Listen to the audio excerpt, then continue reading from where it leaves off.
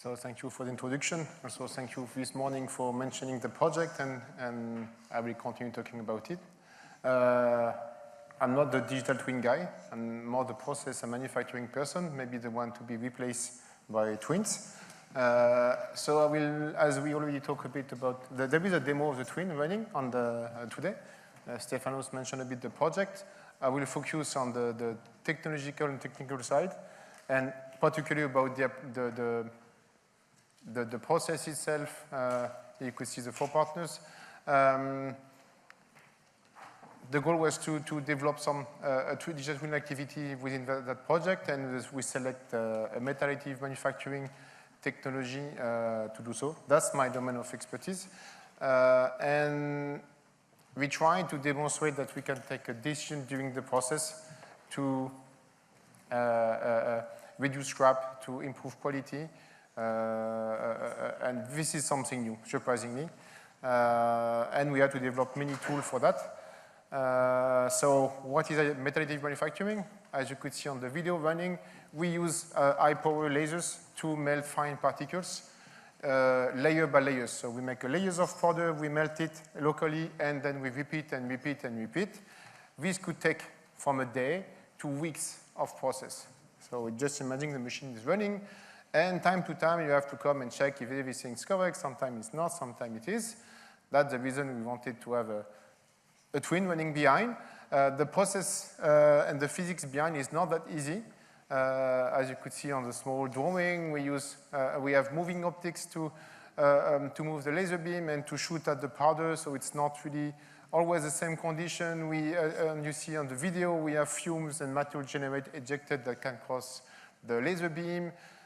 So we use like an inert gas to push away everything. So we try to maintain the situation as quasi-static as possible, which is not always the case. So modeling that using fine model simulating, it's super complicated, and it's only limited to very small samples and very small size, almost like a single track of material. So again, let's step back. Why using additive manufacturing? Probably many of you heard about it. The goal is to be able to use complex geometries, reduce mass. In many markets like aerospace, this is really advantageous to reduce mass. We can also increase performance. We can add functionality in the part. In many applications, for low volume, we are faster to produce part than through the techniques. Not for high volume, but for small volume, from prototype to single part, few parts, it could be really fast. The process efficiency, I think the supply chain is really interesting, particularly now, since COVID. It's more flexible supply chain. And one also, to still be proven, it's zero waste or near zero waste to be more a sustainability topic. I was at a conference in the US 2 months ago. US is going relatively big since even before Trump. It's not him, it's before. To invest in it, the reason is they lack skilled worker in casting and forging. So they had to find a new method to produce in America. An additive is something for them, particularly for application in aerospace and defense. Like to build rockets, they invest a lot in that topics, and most of the rockets now are being 3D printed. I bring an example I really like for rocket testing, so I wanted to share it.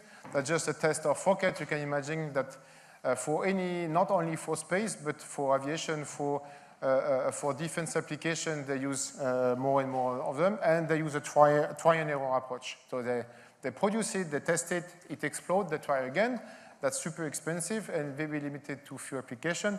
But if we look, SpaceX, they were one of the first to move to 3D printing. From left to right, it's an evolution of the engine from the SpaceX engine. I think from the Raptor 3, there is like 30 or 40 per launcher. And if you look at the evolution now, they bring all the complexity within the part itself. They don't need to have pipes around. It's much more simple. You also have the fuel nozzle from G. That's quite old. This is massively produced. And the goal was particularly to have the channel inside, and they managed to make the part lighter, they managed to make it more durable, and to be easier, no more assembly. Many other applications. I will just jump on the last one. It was released like 2 or 3 weeks ago. Apple Watch now is producing the titanium case by additive manufacturing. Same techniques. And this is going to be more mass production. So, look like easy. You have some application production we can produce by using this technology. Critical component, some consumer market component, but it's typically, again, as I said before, based on trial and error, failing, trying again. One of the reasons is we, compared to many others, except casting, we form the material properties and the shape at the same time. And that's because of the market. The machine and software are like closed box, and we don't know too much what is happening inside. And that's why we need new solution like Twins, because today the technology is super expensive and limited to few applications. So in Twin4Twin project, we work on creating a digital twin of one of our metal 3D printers, using the in-situ sensors to use them and to try to take decisions during the process. The goal was to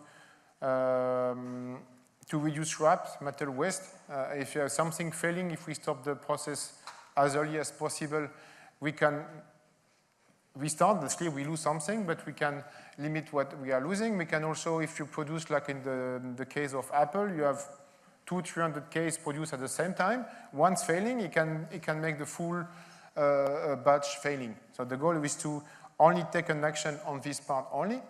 Then you save all the others, and you still reduce scrap, and you reduce the waste of energy. Today, operators, they pass in front of the machine regularly to check if everything is correct. Imagine you have to pass like a few times per day for 3 weeks for nothing. It's a loss of time, and this is costing money. Yeah. So I will not go to the complex things. I'm not the best guy. You can go and ask Ioannis. But we create a full data stream. So from the machine, we work on ingesting all the data, creating an intelligence layers, bringing some information about physics. Still, we try to use physics informed from stress, from time, from even we have a model not yet implemented about the CO2 consumption prediction, and try to bring simple model to act fast and to correct the decision. And then at the end, we have analytics and the decision layers. We make a quick demo last month. It's still not fully running, about verifying we can deactivate something, because we are doing process. Sometimes the machine they don't like. So we create the full,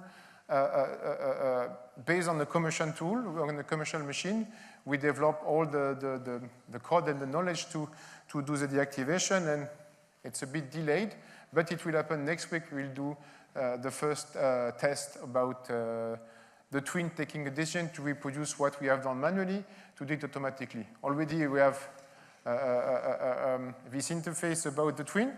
This is running in the demo. I think it will be better if you go directly there with a coffee and discuss with Ioannis about it. But the idea is to use the camera to detect something happening during the process. If you look on the corner, the part is rising and might touch the system depositing the powder.